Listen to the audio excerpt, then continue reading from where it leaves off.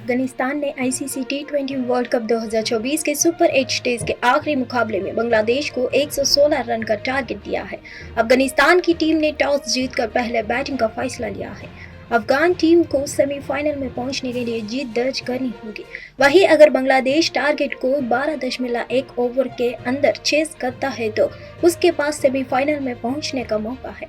अगर इसके बाद स्कोर चेज होता है तो ऑस्ट्रेलिया सेमीफाइनल में पहुंच जाएगी। बारिश की वजह से खेल रोक दिया गया है। बांग्लादेश ने 3.2 ओवर के बाद 3 विकेट के नुकसान पर 31 रन बना लिया है। बांग्लादेश ने 23 रन पर ही अपने 3 विकेट गंवा दिए थे। तानजीद हसन, नजमुल हुसैन शांतो और शाकिब अल हसन आउट हो चुके हैं। नवीन उल हक ने बांग्लादेश के पारी के तीसरे ओवर में 2 बॉल पर लगातार 2 विकेट लिए। अफगानिस्तान को पहली सफलता फजल हक फारूकी ने दिलाई थी। पहले बल्लेबाजी करते हुए अफगानिस्तान ने 5 विकेट पर 115 रन बनाए। अफगान टीम की शुरुआत काफी धीमी रही।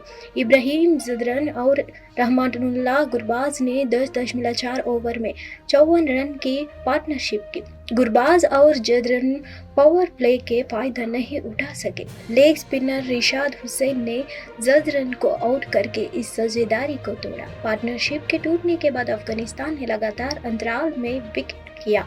अफगानिस्तान की ओर से रहमानुल्लाह गुरबाज 43 बनाए हैं, रशीद खान नाबाद 19, इब्राहिम जदरन 18 और अजमतुल्लाह ओमरजाई ने 10 रन बनाए। बांग्लादेश की ओर से रिशाद हुसैन ने 3 विकेट झटके।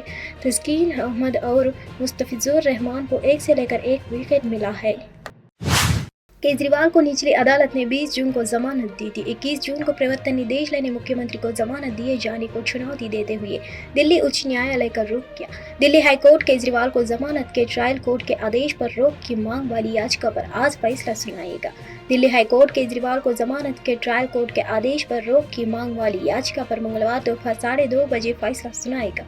सोमवार को प्रवर्तन निदेशालय ने कोर्ट में ट्रायल कोर्ट के आदेश को दोषपूर्ण बताते हुए कहा कि केजरीवाल को राहत नहीं मिलनी चाहिए। केजरीवाल को निचली अदालत ने 20 जून को जमानत दी थी। 21 जून को प्रवर्तन निदेशालय ने मुख्यमंत्री को जमानत दिए जाने को चुनौती देते हुए दिल्ली उच्च न्यायालय का रुख किया। इस बीच केंद्रीय जांच एजेंसी ने निचली अदालत के फैसले पर रोक लगाने के लिए तत्काल आवेदन दायर किया है। अवकाशकालीन न्यायाधीश न्यायमूर्ति जैन ने शुक्रवार को प्रवर्तन निदेशालय की याचिका पर सुनवाई कर स्थगन आवेदन पर फैसला सुरक्षित रखते हुए न्यायालय ने आदेश दिया कि आदेश की घोषणा होने तक विवादित आदेश पर रोक रहेगी। इसके बाद केजरीवाल ने उच्च न्यायालय द्वारा दिए गए स्थगन को चुनौती देते हुए सर्वोच्च न्यायालय का रुख किया। दिल्ली में जल संकट के मुद्दे पर अनशन कर रही जल मंत्री अतिशी की तबीयत बिगड़ गई है। उन्हें देर रात लोकनायक जयप्रकाश नारायण अस्पताल में भर्ती कराया गया है। दिल्ली में जल संकट को लेकर भूख हड़ताल कर रही जल मंत्री अतिशी की 24 से 25 जून की दरमियानी रात तबीयत बिगड़ गई है, जिसके बाद आम आदमी पार्टी नेता संजय सिंह और अन्य पार्टी नेता कार्यकर्ता अतिशी को देर रात लोकनायक जयप्रकाश नारायण अस्पताल के डॉक्टरों के पास लेकर पहुंचे। दिल्ली सरकार में मंत्री सौरभ भारद्वाज ने कहा, रात से ही उनका ब्लड शुगर लेवल गिर रहा था। जब हमने उनका ब्लड सैंपल दिया तो शुगर लेवल 44 निकला था। जब हमने पोर्टेबल मशीन से उनका शुगर लेवल चेक किया तो लेवल 36 निकला था। डॉक्टर जांच कर रहे हैं और उसके बाद ही वे कोई सुझाव देंगे। आप सांसद संजय सिंह ने कहा, उनका ब्लड लेवल 43 तक पहुंच चुका है, उसकी तबीयत बिगड़ गई है। डॉक्टरों ने कहा कि अगर उन्हें अस्पताल में भर्ती नहीं कराया गया तो हालात और बिगड़ सकती।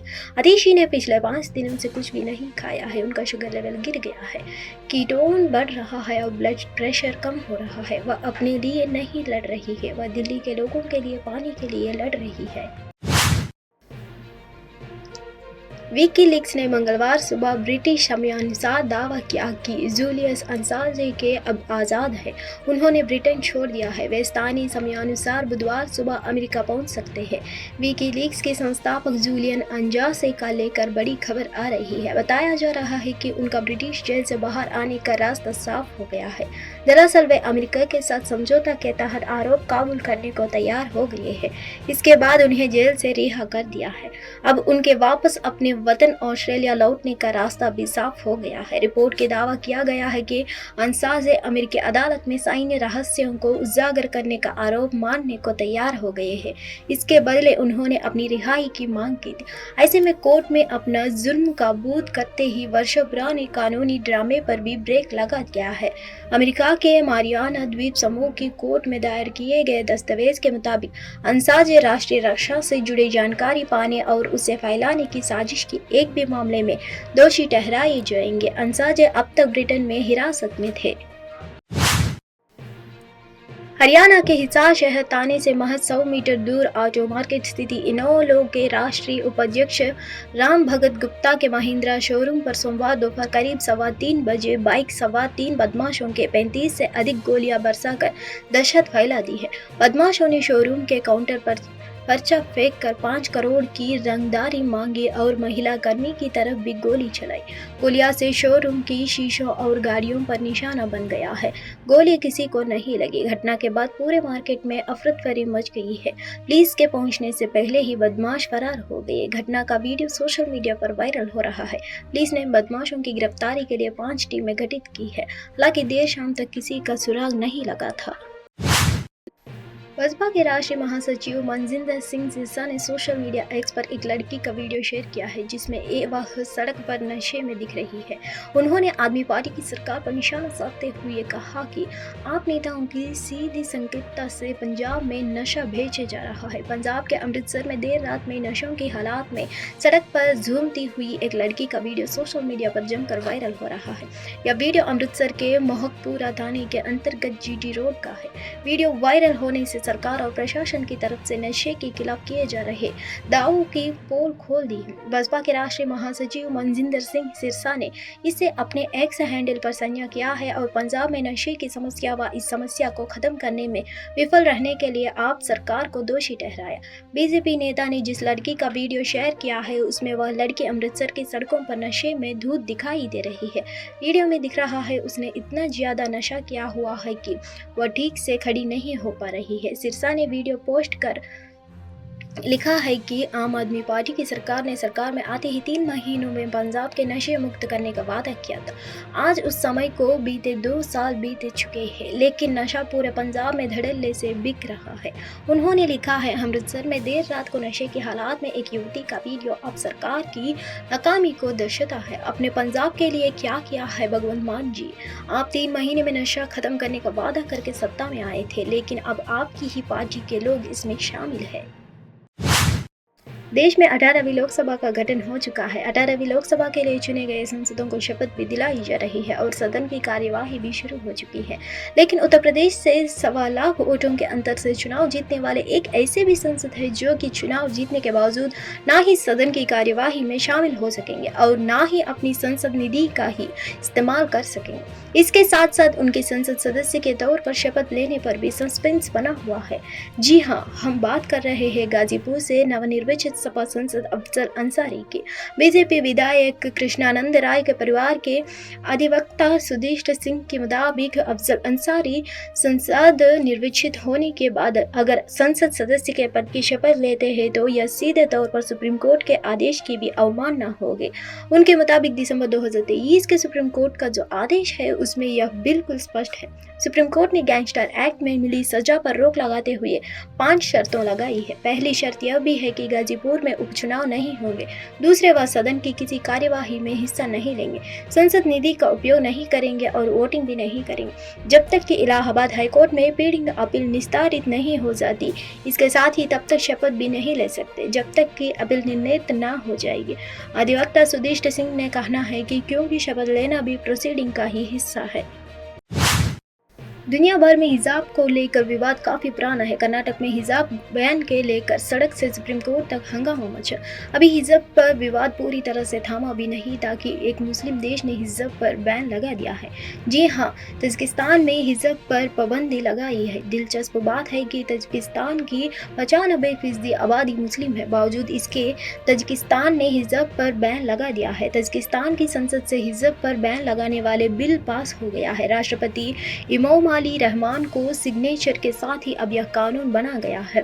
अब तजिकिस्तान में हिजाब पहनने पर सजा मिलेगी। अब सवाल है कि आखिर तजिकिस्तान राष्ट्रपति इमामोली रहमान तुर्की के अतातुर्क मुस्तफा कमाल पाशा से ये कदम आगे कैसे निकल गए हैं, इसे विस्तार से समझते हैं। मुस्तफ़ा कमाल पाशा से आगे निकले रहमोन। तजिकिस्तान हिज़्ब को बैन करने वाला पहला देश नहीं है।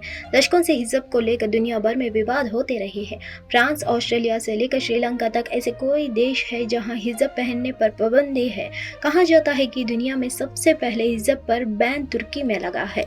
तुर्की की 99% आबादी तो मुस्लिम है। तुर्की के अतातुर्क नाम से मशहूर मुस्तफ़ा कमाल पाशा ने तुर्की को आधुनिक राष्ट्र बनाने का मकसद के हिज़्ब पर बैन लगाया था। जब वह सत्ता में आए तो उन्होंने शरीयत को छोड़ पश्चिमी कायदे कानून के आधार पर देश चलाने का फैसला लिया है। इसके लिए उन्होंने कुछ सुधारों की नींव रखी है। इसके तहत 1920 के दशक में मुस्तफ़ा कमाल पाशा ने कपड़ों पहनाव को लेकर एक आदेश जारी किया था। इसके तहत हिज़्ब पर पाबंदी लगाई गई। हालांकि आदेश में खास तौर पर मुस्लिम महिलाओं को टारगेट नहीं किया गया था। नीट पेपर लीक कांड में मास्टरमाइंड माने जाने वाले संजीव मुखिया से जुड़ी अब तक की सबसे बड़ी खबर सामने आ रही है। मिली जानकारी के अनुसार संजीव मुखिया को पाटना सेशन कोर्ट से नो कोहसीव आदेश मिला हुआ है। इस आदेश के तहत संजीव की गिरफ्तारी पर अगले आदेश तक के लिए रोक लगी है। आज इस पर भी कोर्ट में सुनवाई होगी। अब ऐसे में कोर्ट की सुनवाई के बाद पता चला सकेगा कि संजीव मुखिया को नो कोहसीव का लाभ मिलता रहेगा या नहीं। बता दें, नीट परीक्षा प्रश्न पत्र लीक कांड मामले का आरोपी संजीव मुखिया के खिलाफ 5 मई को पाटना के शस्त्रनगर थाना में FIR दर्ज हुआ। ठीक इसके एक माह बाद 5 जून को संजीव मुखिया ने पाटना की ADG 5 की कोर्ट से नो कोहसीव आदेश प्राप्त कर लिया था।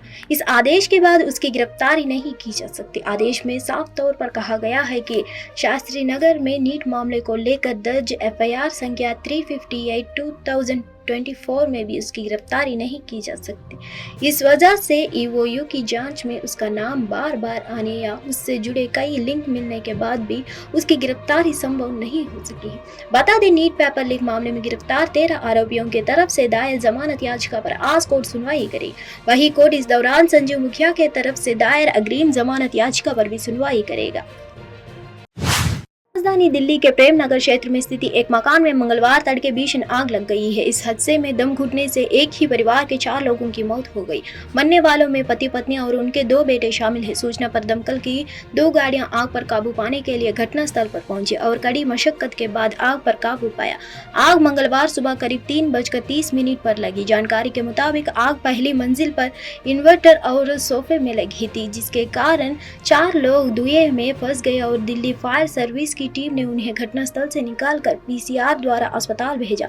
RTR अस्पताल में ड्यूटी पर तैनात CMO डॉक्टर चंदन ने 4 लोगों को मृत घोषित कर दिया। आग किस वजह से लगी, इसका पता अभी नहीं चल सका है।